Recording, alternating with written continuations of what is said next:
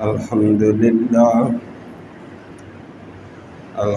لله عدد خلقه ورضا نفسه وزنة عرشه ومداد كلماته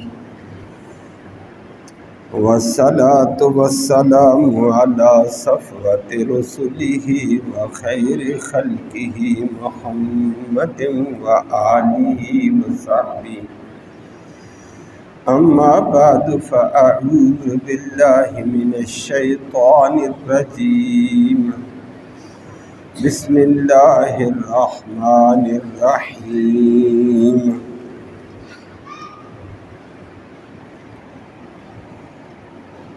فإن انتهوا فإن الله غفور رحيم وقاتلوهم حتى لا تكون فتنة ويكون الدين لله فإن انتهوا فلا عدوان إلا على الظالمين الشهر الحرام بالشهر الحرام والحرمات قصاص فمن اعتدى عليكم فاعتدوا عليه بمثل ما اعتدى عليكم واتقوا الله واعلموا أن الله مع المتقين صدق الله العلي العظيم وبلغنا رسوله النبي الأمي الكريم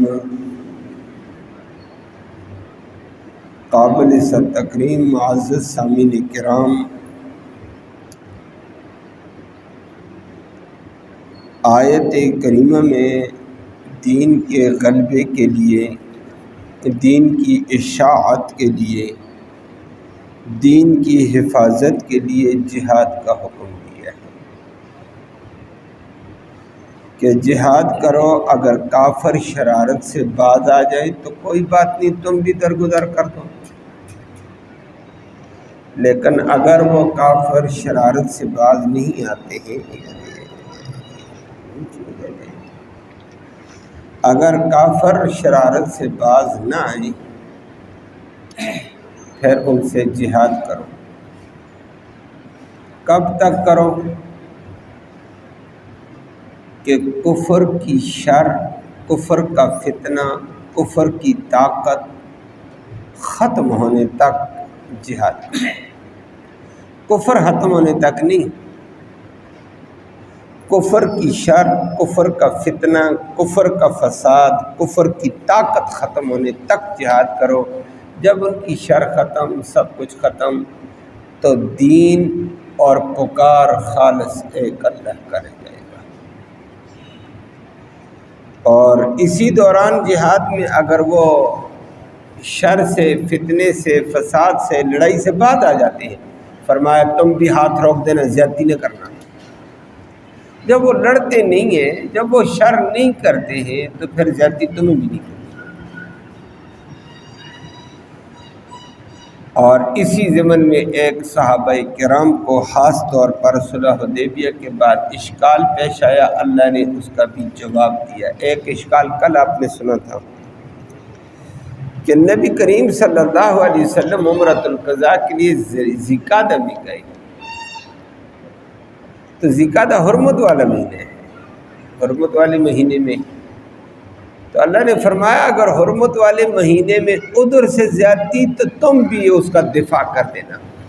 حرمت والے مہینے کے بدلے میں حرمت والا مہینہ،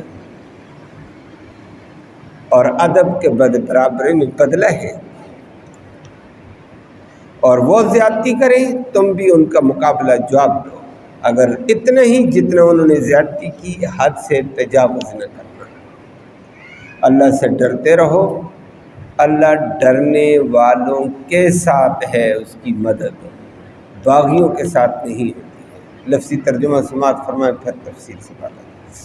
فرمایا فَإِنْ انْتَهَوْا، اگر کافر لوگ باز آ جائیں شر سے، فتنے سے، فساد سے، لڑائی سے، تو کوئی بات نہیں، تم بھی درگزر کرو۔ فَإِنَّ اللَّهَ، بے شک اللہ رب العالمین غفور، بخشنے والا، رحیم، مہربان ہے۔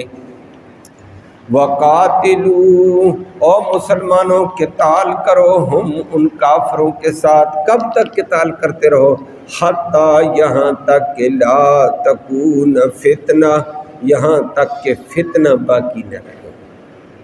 فتنہ کافروں کی شر، کافروں کا فساد، کافروں کی طاقت، غرور باقی نہ رہے، کافر باقی رہے گا۔ وَيَكُونَ الدِّينُ، اور ہو جائے دین خالص للہ، اللہ کا، خالص ایک پکار اللہ کی ہوگی۔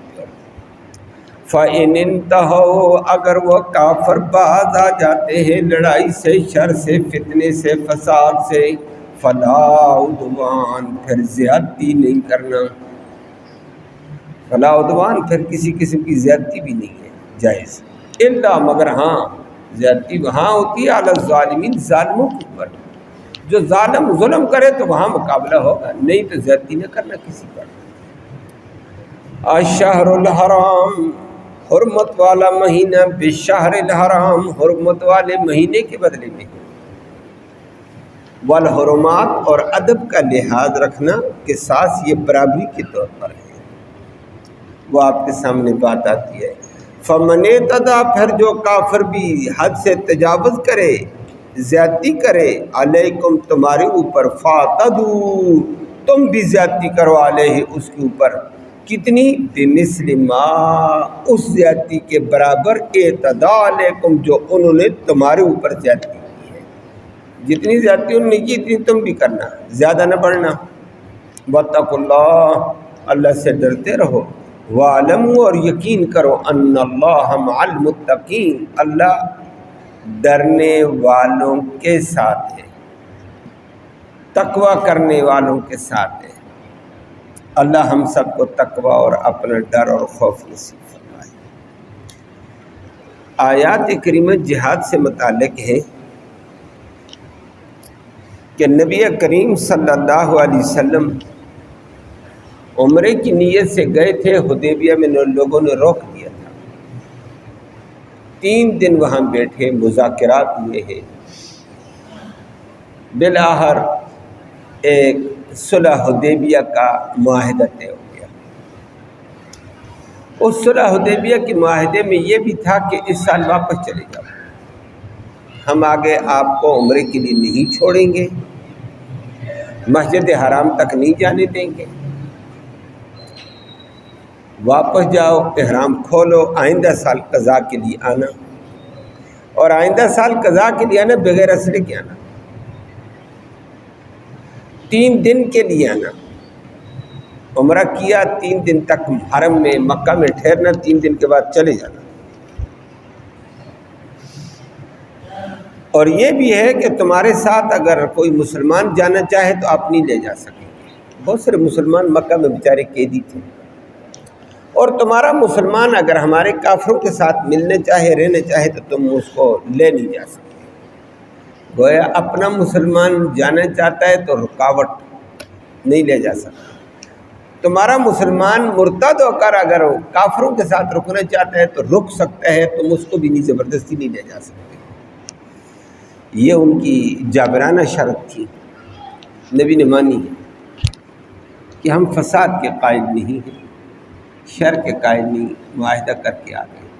اس کے اوپر حضرات صحابہ کرام نے اشکال کیا کہ اللہ کے نبی، ہم اتنے کمزور، جو ہمارا مسلمان آنا چاہتا مکہ سے اس کو آنے نہیں دیتے، اور ہمارے مسلمانوں میں سے جو ان کے ساتھ رہنا چاہتا ہے اس کو اختیار، اس کو بھی ہم نہیں لے جا سکتے، یہ تو دونوں باتیں ان کی طرف جا رہی ہیں۔ نبی کریم صلی اللہ علیہ وسلم نے صحابہ کا جذبات میں پڑھا، ہمارا مسلمان مکہ میں ہے، وہ ہمارے ساتھ اگر جانا چاہتا ہے تو یہ کہتے ہیں ہم نہیں جانے دیں گے، ان کا بھائی ہوگا، ان کا رشتہ دار ہوگا، ان کا بیٹا ہوگا، تو کوئی بات نہیں ہے، اس نے اسلام اللہ کے لیے لایا ہے، اخلاص سے اسلام لایا، جس رب کے لیے دین قبول کیا، اسلام قبول کیا، اللہ اس کا راستہ کھولے گا، تمہیں ٹینشن نہیں لینی چاہیے۔ اور جو ہمارا مسلمان ہمارے ساتھ مدینہ سے آیا ادھر آ کر وہ ان کے ساتھ مل جاتا وہ مرتد ہو گیا ہے۔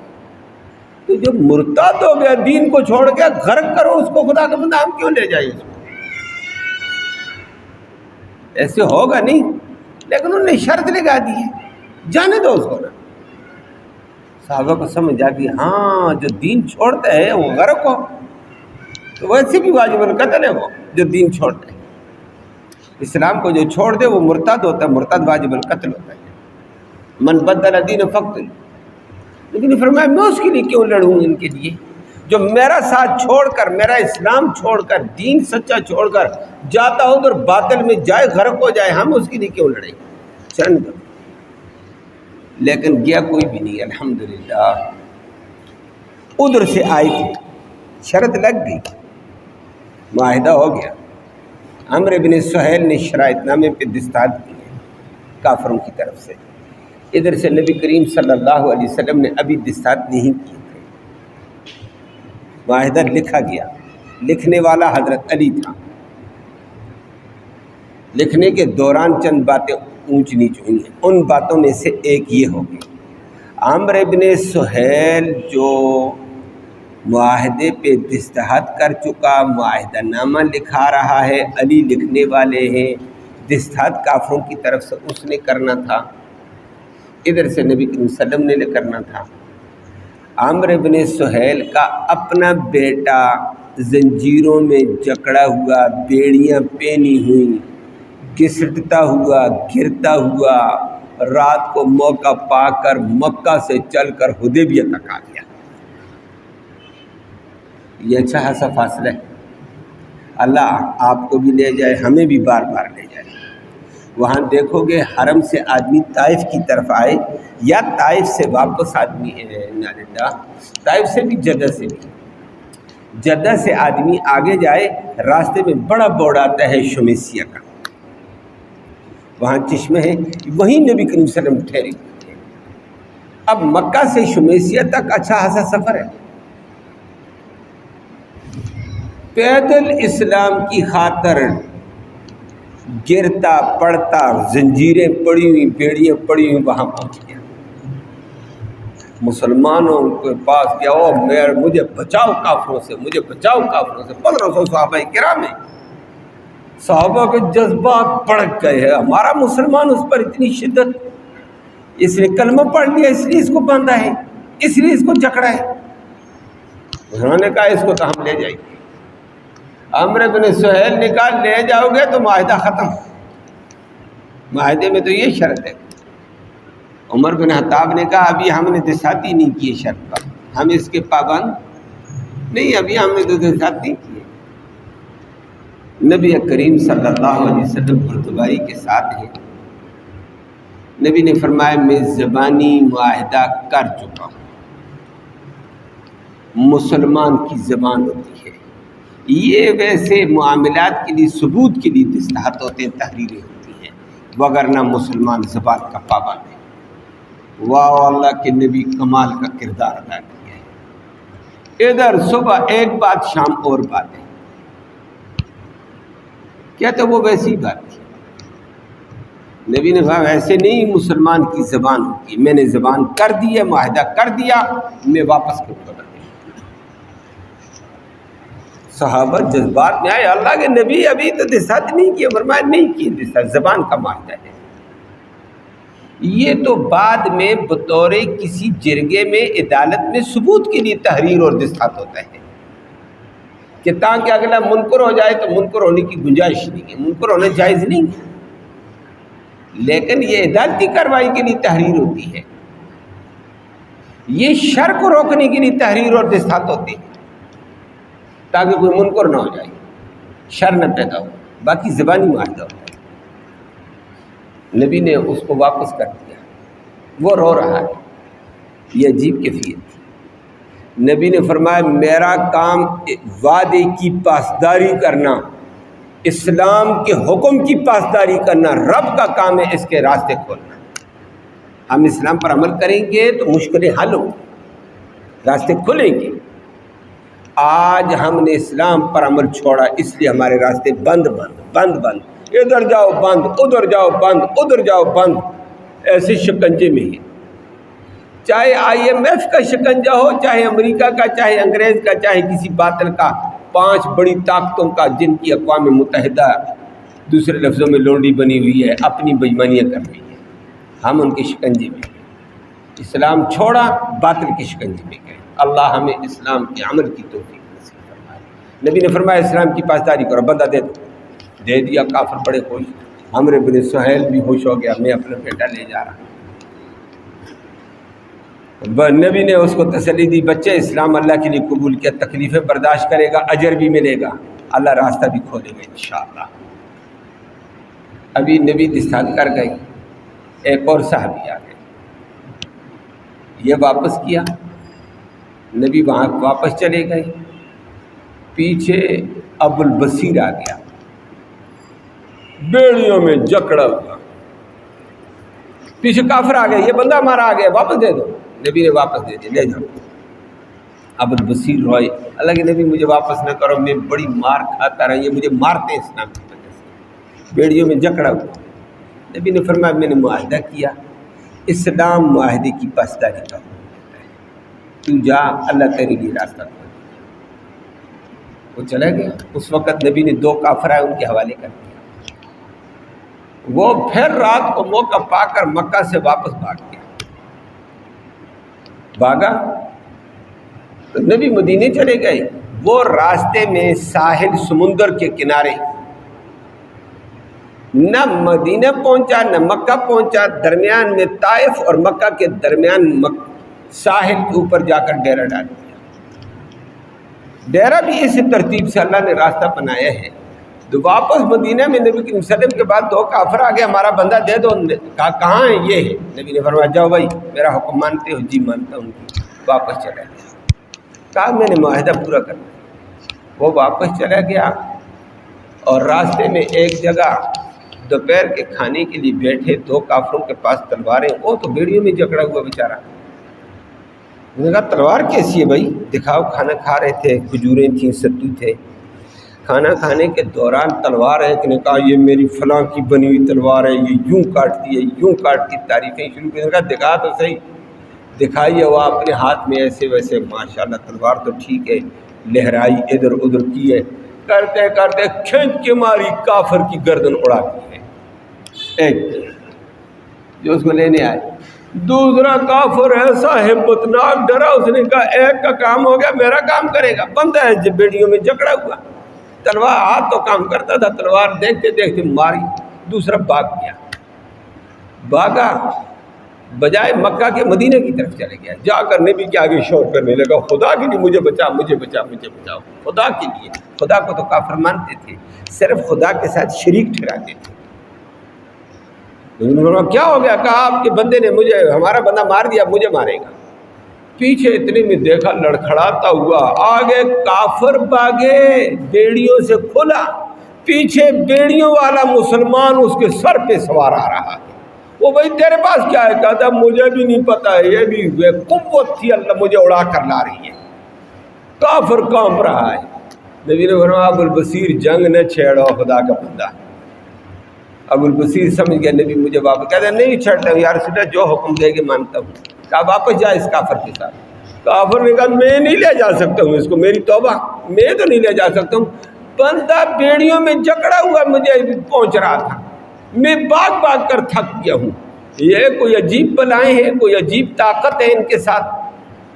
یہ روحانی طاقت ہوتی ہے، جب اسلام پر عمل ہو تو اللہ کی ایسی مدد آتی ہے۔ اسی لیے آیت میں فرمایا وَاعْلَمُوا أَنَّ اللَّهَ مَعَ الْمُتَّقِينَ، اللہ سے ڈر کر زندگی گزارو، اللہ کی مدد متقین کے ساتھ آتی ہے۔ اور نبی نے ابو البصیر کو بھیج دیا۔ کافر نے کہا مجھے الگ راستہ دے دو، میں مدینہ مکہ جاتا ہوں۔ نبی نے کہا جا۔ ابو البصیر کو نبی نے کہا تو بھی جا بھائی، مدینہ میں نہ ٹھہرنا، میرا معاہدہ ہے۔ وہ ساحل کے اوپر بیٹھ گیا۔ عمرو بن سہیل کے بیٹے کو پتہ چلا ہے میرا ساتھی فلاں جگہ فلاں بندہ قتل کر کے، نبی نے بھی واپس کر دیا، وہ فلاں جگہ ڈیرہ ڈال گیا۔ یہ بھی رات کو بھاگ کر وہاں پہنچ گیا، دوسرے بھی جکڑے ہوئے وہاں پہنچ گئے۔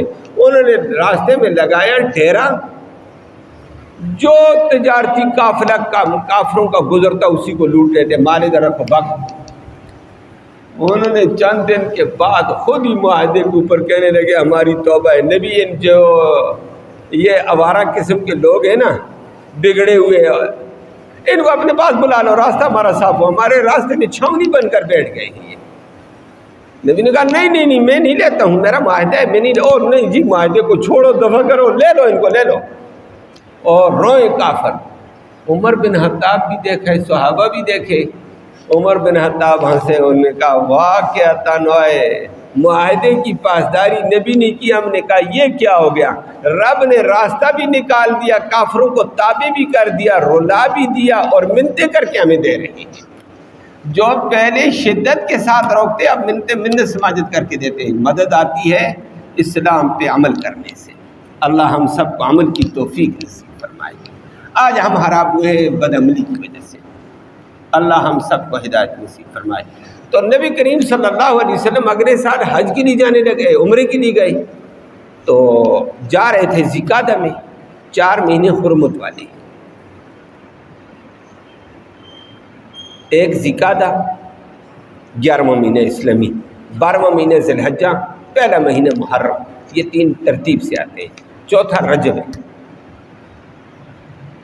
یہ شعبان سے پہلے آتا ہے، جمادی ثانیہ کے بعد ہے۔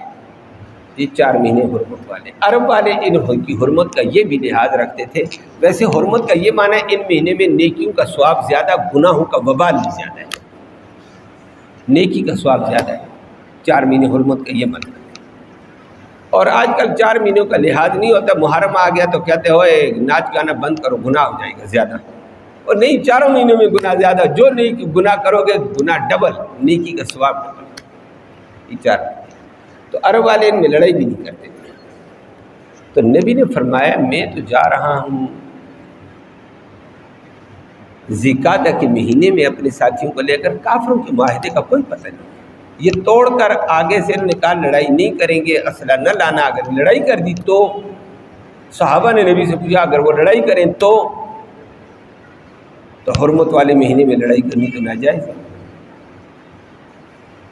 اللہ نے اس آیت میں جواب دے دیا کوئی بات نہیں ہے، لڑائی کریں حرمت والے مہینے میں، وہ لحاظ نہیں رکھتے ہیں، تم بھی دفاعی طور پر ان کے ساتھ لڑائی کرتے ہیں۔ حرمت والے مہینے کے بدلے میں حرمت والا مہینہ، اللہ کا حکم بھی حرمت والا ہے، یہ تمہیں نہیں جانے دیتے، حرم کے اندر نہیں آنے دیتے۔ کل آپ نے سنا تھا مسجد حرام میں، حرم میں لڑائی نہیں ہے، لیکن وہ لڑائی مارو، حرمت والے مہینے کا وہ لحاظ نہ رکھے، تم بھی نہ رکھو، استثناء کر دیا اور صحابہ کو تسلی دی۔ لیکن نبی کریم صلی اللہ علیہ وسلم گئے، کافر کانپ گئے تھے، کافروں نے یہ غلطی کی نہیں، لیکن مسئلہ اللہ نے بتا دیا، فرمایا قتال کرنا، بعض آ جائیں تو اچھی بات ہے، نہ بعض آ جائیں قاتلوہم، ان سے قتال کرنا، حتی لا یکون فتنہ، یہاں لا تکون فتنہ، یہاں تک کہ ان کافروں کی طاقت، ان کا شر، ان کا فساد ختم کر کے رکھ دو، وَيَكُونَ الدِّينُ لِلَّهِ، دین خالص ہے اللہ کو، کہ کافر دوبارہ سر نہ اٹھا سکے، اتنا کچل دینا ہے۔ جہاد کافر کی طاقت کو توڑنے کے لیے ہے، کافر کے غرور کو توڑنے کے لیے ہے، کافر کی شر کو، فساد کو روکنے کے لیے ہے، باقی کفر مٹانے کے لیے اخلاق ہیں، کردار ہیں، وہ میں نے کل ذکر کیا، تعلیم ہے، علم ہے۔ تو اللہ نے آپ فرما دیا جہاد کرنے سے، اگر یہ باز آ جائیں فلا عدوان الا علی الظالمین، زیادتی کسی پہ نہ کرنا، اگر کوئی کافر لڑتا ہے نہیں ہے نہ زیادتی کرنا، جو لڑنے کے لیے آئے مارا جائے گا، اس کو توڑو، جو نہیں لڑتا اس کو کچھ نہ کہنا۔ وہ کل آپ کے سامنے ہوا تھا، فرمایا عورتوں کو بھی کچھ نہ کہو، بچوں کو بھی کچھ نہ کہو، اور ابوبکر صدیق نے اور وضاحت کر دی، کل میں نے ذکر کیا، فرمایا الشہر الحرام بالشہر الحرام والحرمات قصاص، شہر حرام کے بدلے میں شہر حرام ہی ہوگا، حرمات ادب والے مہینے کا برابری کا بدلہ ہے، وہ ادب نہ کرے تم بھی نہ کرو، وہ حرم کا لحاظ نہیں رکھتے تم بھی نہ رکھو، مار دو۔ فمن اعتدی علیکم فاعتدوا علیہ بمثل ما اعتدی، جو تمہارے اوپر زیادتی کرتے اس کی زیادتی کے بدلے میں اس پر زیادتی کرنا، اور لیکن یاد رکھنا اللہ کا حکم نہ توڑنا، واتقوا اللہ، اللہ سے ڈرتے رہو، واعلموا ان اللہ مع المتقین، اللہ سے ڈرو گے اللہ کی مدد متقین کے ساتھ آئے گی۔ اللہ ہمیں تقوی والی زندگی، اپنے احکام کی اتباع والی زندگی نصیب فرمائے۔ اللہم صلی وسلم دائما ابدا علی حبیبک خیر الخلق کلہم۔ اللہم انا نسألک الہدی والہدی والعفاف والتقوی والغنی۔ اللہم اہدنا واہدنا بہ وجعلنا سببا لمن اہتدی۔ یا اللہ ہمارا بیٹھنا یہ سننے سنانا اپنی جناب میں قبول فرما، سننے سنانے کا ایصال ثواب ہمارے اعزاء اقارب کو نصیب فرما۔ یا اللہ اس قرآن کی برکت کے طفیل بیماروں کو شفا نصیب فرما، جتنے بیمار اسپتالوں میں گھروں میں ہیں یا اللہ سب کو شفا نصیب فرما، ان کے علاج کو ان کی شفا کا ذریعہ فرما دے، راحت نصیب فرما، سکون نصیب فرما۔ جو مصائب میں آلام میں مبتلا ہے ان کو مصائب اور آلام سے نجات نصیب فرما، پریشانیوں میں مبتلا ہے ان کی پریشانیاں دور فرما، جو معیشت کی پریشانیوں میں اللہ ان کی معیشت کے بہتر انتظام فرما، جو پانی میں ڈوبے کھڑے ہیں یا اللہ ان کے لیے بہتر انتظام فرما۔ اپنی قدرت کاملہ سے سیلاب کو، پانی کے آگ کو یا اللہ تو اپنی قدرت سے کنٹرول فرما۔ یا اللہ جو مسلمان بیچارے بے یار و مددگار ہیں دوسرے مسلمانوں کو، ان کی ہمدردی کا، ان کی مدد کا، ان کی نصرت کا، بھائی چارے کا جذبہ نصیب فرما۔